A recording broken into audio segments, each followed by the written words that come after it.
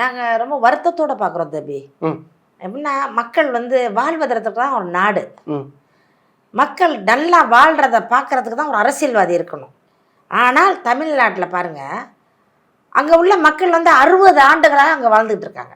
அதாவது 3 தலைமுறை, பாட்டி, அவங்களோட மகள், அதற்கு கீழே மகள், பேத்தி, 3 தலைமுறையாக வாழ்ந்துட்டு இருக்காங்க. 60 ஆண்டு காலமாக வாழ்ந்துட்டு இருக்காங்க. 60 ஆண்டு காலமாக அவர்களுக்கு வந்து ஆதார் கார்டு கொடுத்தது தமிழக அரசு, ஓட்டர் ஐடி கொடுத்தது தமிழக அரசு, அவங்களுக்கு ரேஷன் கார்டு கொடுத்தது தமிழக அரசு, வீடு மின் இணைப்பு கொடுத்தது தமிழக அரசு, எல்லாமே செஞ்சது இல்லை. அப்பெல்லாம் தெரியலையா அவர்கள் வந்து புறம்போக்கு என்று தெரியலையா? அந்த இடத்துக்கும் அவர்களும் சம்பந்தம் இல்லைன்னு தெரியலையா?